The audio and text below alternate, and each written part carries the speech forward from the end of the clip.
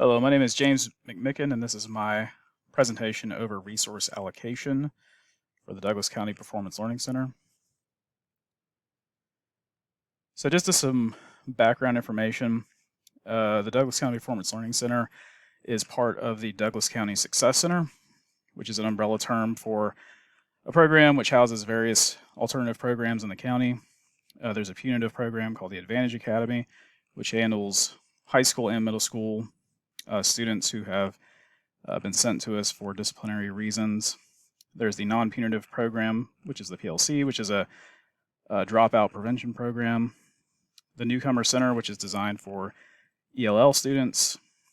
And recently there's been a discontinued program in Project Eclipse, which was our night school program, and the Virtual Academy, which was replaced by another program called the Flex Academy. So what we've seen with the Douglas County Success Center is that we used to have numerous programs.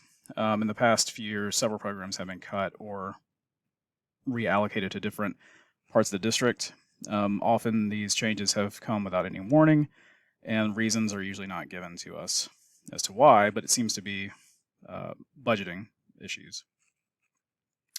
Specifically for this project, I want to focus on the Performance Learning Center, mainly because I teach there, but also because it's one of the programs I know the most about. So the PLC is a partnership program with communities and schools. We are a subsidiary of that, but because community and schools is part of our district, like they're actually embedded within our district, communities and schools has representatives in all the schools in our district. And so while we're part of their program, that doesn't mean that we are free from district decisions which could be made. For instance, we've had several positions which were eliminated within the program. For instance, we've had a vice principal position eliminated. We've had maintenance people eliminated. Extra janitorial help has been eliminated. And we also had an office clerk position which was eliminated. So we're kind of running on a skeleton crew here. But there are still places that could be cut if further cuts were needed.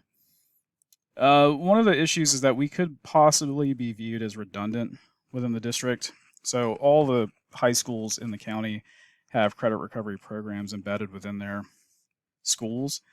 What makes the PLC different is that all these classes are covered by certified instructors, except for electives and things like that. However, all the core classes are taught by certified professionals, and so students do receive more help than they typically do at a base high school. The PPE, or per pupil expenditure for the PLC, is much higher than the rest of the county.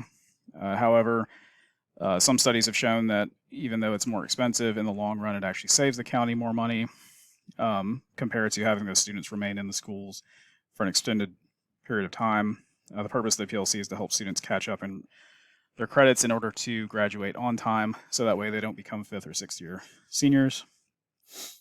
Student performance, however, is an issue, even though the PLC is improving graduation rates. Student test scores are often below the average of the county and well below the average of the state. So strategies for improving the center based on the money that they currently have. With regard to student performance, implementing blended learning or a flipped classroom approach would give students more opportunities to engage with their teachers and receive extra help during class time. All our students receive a laptop and have the opportunity to use a hotspot in order to gain access to the internet outside of class hours. Therefore, if they were doing their classwork outside of school, they could receive more one-on-one intensive help and scaffolding during the school day.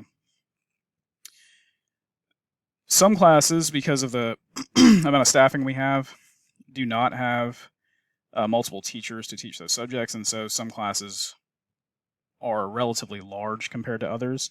In order to accommodate this, there are several classrooms which are empty on the PLC hallway, and we do have teachers in the alternative programs who often do not have students because it is a punitive program.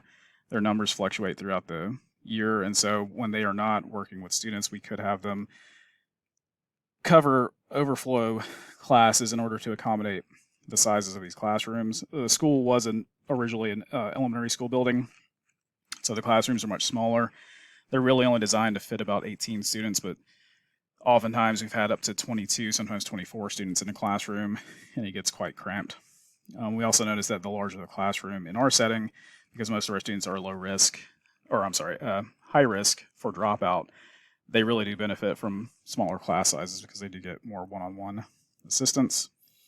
We also have underutilized facilities. So aside from the classrooms in the PLC hallway, we have a large room that used to be our media center, which was designed for students to use. It has stand-up desks, counters, alternative seating for students, but we rarely ever use it. And so when we do have those larger class sizes, we could go to those areas, which would allow students to more comfortably learn. But again, we're not really using all the facilities that we have. And if further cuts were needed, there is a position of the academic coordinator. Originally, the academic coordinator was like the principal of the PLC program, but in recent years, we've implemented a principal, and we had a vice principal at one point. The vice principal position was eliminated. The academic coordinator position has remained, but all the responsibilities of the academic coordinator have been given to our counselor as well as the principal. And so the position is still somewhat redundant, and it receives administrator level pay. So if further cuts were needed, while I do like the person in this role, this position could be eliminated to free up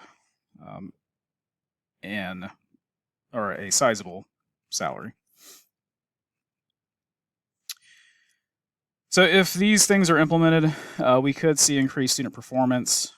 Recently, programs such as the PLC program have come under more strict scrutiny as people are looking at the benefits, which is higher graduation rates, but often students who attend these programs often do not attend college at the same rate as other students in high schools or secondary programs. Post-secondary programs. So part of the issue is, while they are improving the graduation rate, we're not necessarily improving student performance. So if we were able to implement blended learning or a flipped classroom, it's possible that we could increase student performance. Or if we shifted more toward a growth model of looking at student performance, we might still see that our students are actually improving, just possibly not at the rate that they would like to see as far as the rest of the county goes. But again, if we could increase student performance with the budget that we have, the county may see increased value in the program, as well as increased validity. As I noted before, several programs that were part of the Success Center have been cut recently due to funding. And again, although the PLC is part of the Communities and Schools umbrella of services that they provide to the county, that does not mean that they are free from essentially the chopping block. So hopefully we will continue to see improvement in our program so that way we are not cut. But I would not be surprised based on the way things have gone in the past if further cuts were made. Thank you for your time, and I hope everyone has a great day.